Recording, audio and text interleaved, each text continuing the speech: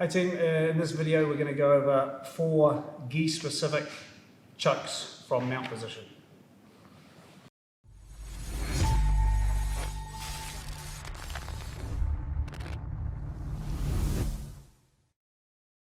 So we're going to start by getting our hands inside our partner's collars. You can either go thumb in or you can go 4 fingers in.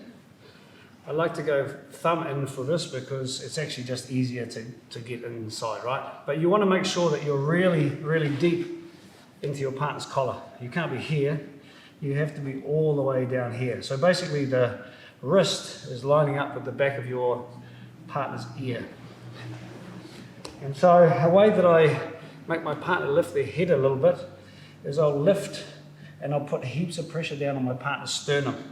So I'm doing this with my elbow. It's not very comfortable for your partner, but it actually puts a lot of pressure on them to keep them where they are, and it also makes them lift their head a little bit. So now the other thing we need to do is get inside and turn your partner's head, right? So a lot of people will call this the sandpaper choke or the sandpaper entry, because what you're going to do is you're going to use your gi like a sandpaper and you're going to open up your partner's face. So it's not very comfortable, but it is what it is. And so from here, you're going to grab this little bunch that forms on your partner's jacket. And you're going to grab it with your fingers. So you don't need to use your thumb, you just grab your 4 fingers. If you can get your thumb in, that's great. But I just go here and grab the bunch. From now, you're going to put your ear on your partner's ear and you're going to bring your elbows down like this. Okay, not flaring like this. This is incorrect. So you want to bring everything down. Keep this pressure on your partner's sternum. So you've opened up your partner's face, you've grabbed the gi, you bring everything down, and you're putting ear to ear. So a lot of times when people bring their chin down, it makes it hard to get in. So the second option is you're going to use your wrist now to lift your partner's neck. Okay, and this is going to give me the inside entry to my partner's gi. So now, on the opposite side, I go 4 fingers in. So I'm going here, my partner buries their head, I lift, and I put my 4 fingers in my partner's gi, and I do the same thing. Right, I put pressure now down on my partner's sternum with the other elbow,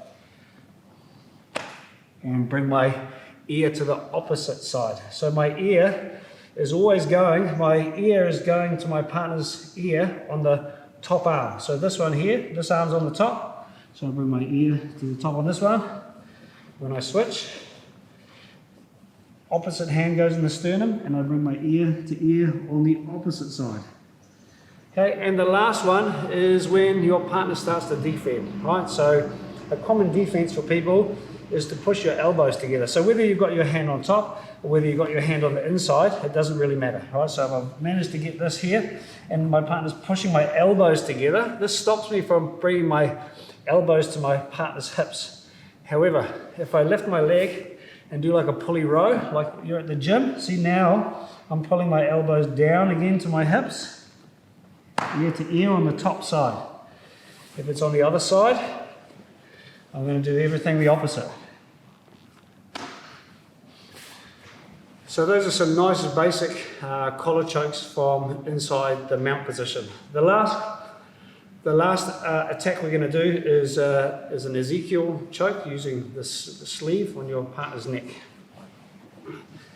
Okay, so from this one I want to try to get my hands free through my partner, right? So at the moment, if they're defending, it's very hard for me to try to get my arms around. So if I can get my arm on the inside and under the neck, then that's where my arm wants to be, like hugging my partner. So you have to be aware at this point that if my balance is too far over on this side and my partner blocks my arm, then she might be able to bridge and roll me.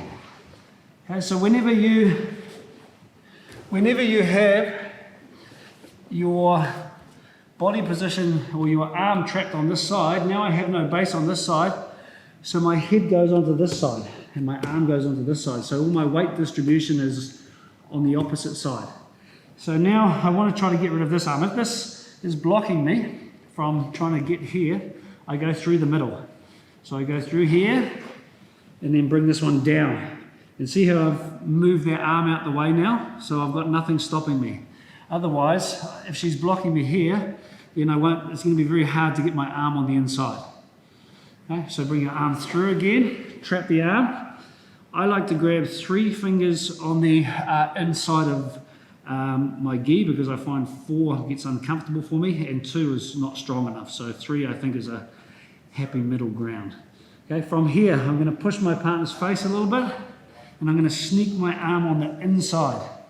So try to do this like little snake movement with your hand to get your hand on the inside of your partner's neck. Right? Don't try to go over the top and down because that's not going to work.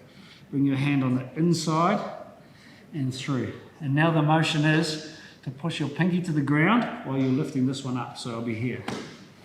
So the motion is this. Okay, so one more time. Bring my hand through, under the neck, hug, put my weight on the opposite side, arm through, trap the arm, 3 fingers in, get your hand like a snake, sliding through the neck. So when you're doing this, you're trying to cut off one side of your partner's carotid artery with this hand and the same with the other hand, right? A lot of people will do it, especially if their face is in the middle. If you move your face to the middle, it ends up being right on the throat. Okay, so that is a choke that will make people tap. However, it's pretty nasty to do. So if you want to do a proper blood choke, then get your partner's head to the side and try to cut off the arteries on either side with your Ezekiel choke.